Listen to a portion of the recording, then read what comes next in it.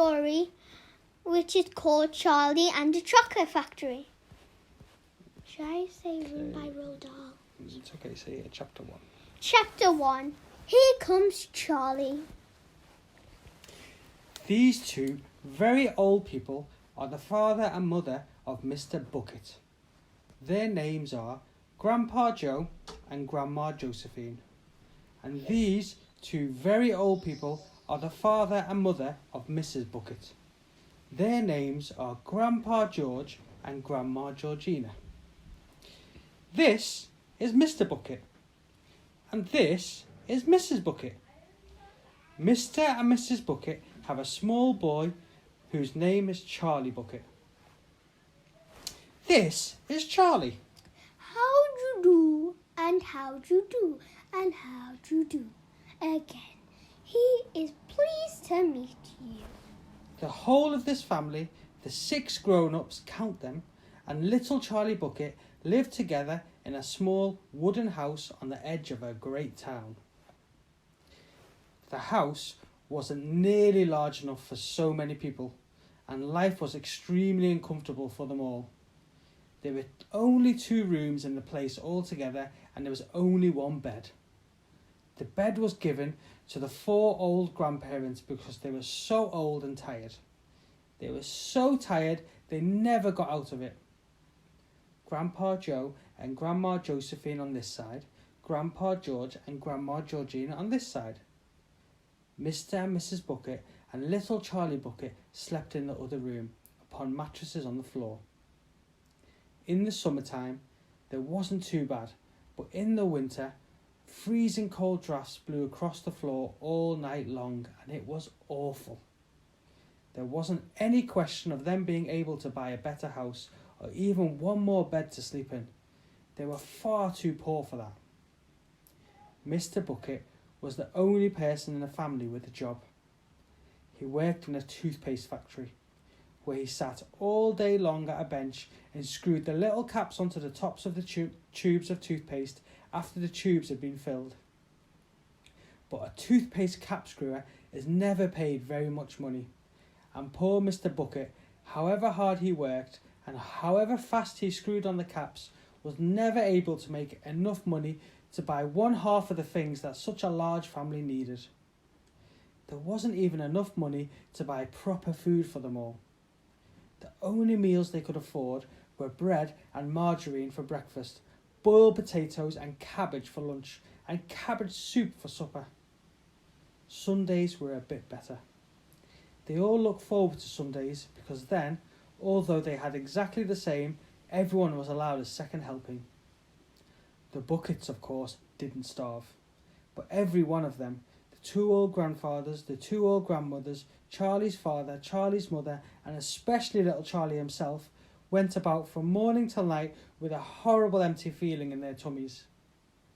Charlie felt it worst of all, and although his father and mother often went without their own share of lunch or supper so that they could give it to him, it still wasn't nearly enough for a growing boy. He desperately wanted something more filling and satisfying than cabbage and cabbage soup. The one thing he longed for more than anything else was chocolate. Walking to school in the mornings, Charlie could see great slabs of chocolate piled up high in the shop windows, and he would stop and stare and press his nose against the glass, his mouth watering like mad. Many times a day, he would see other children taking bars of creamy chocolate out of their pockets and munching them greedily, and that, of course, was pure torture. Only once a year, on his birthday, did Charlie Bucket ever get to taste a bit of chocolate. The whole family saved up the money for that special occasion, and when the great day arrived, Charlie was always presented with 1 small chocolate bar to eat all by himself. And each time he received it on those marvellous birthday mornings, he would place it carefully in a small wooden box that he owned, and treasure it as though it were a bar of solid gold. And for the next few days, he would allow himself only to look at it, but never touch it. Then at last, when he could stand it no longer, he would peel back a tiny bit of paper wrapping at one corner to expose a tiny bit of chocolate, and then he would take a tiny nibble, just enough to allow the lovely sweet taste to spread out slowly over his tongue. The next day, he would take another tiny nibble, and so on and so on. And in this way, Charlie would make this 6-penny bar of birthday chocolate last him for more than a month. But I haven't told you about the one awful thing that tortured little Charlie, the lover of chocolate, more than anything else. This thing for him was far, far worse than seeing slabs of chocolate in the shop windows or watching other children munching bars of creamy chocolate right in front of him. It was the most terrible, torturing thing you could imagine, and it was this.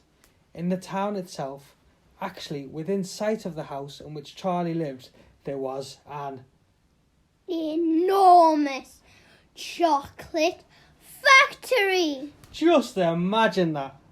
And it wasn't simply an ordinary enormous chocolate factory either. It was the largest and most famous in the world.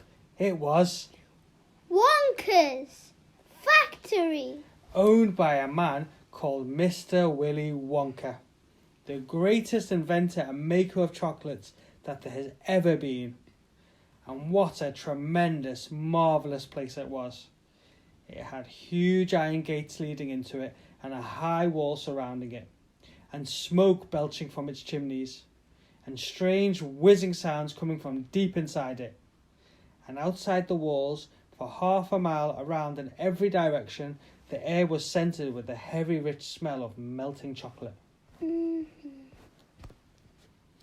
Twice a day on his way to and from school, little Charlie Bucket had to walk right past the gates of the factory.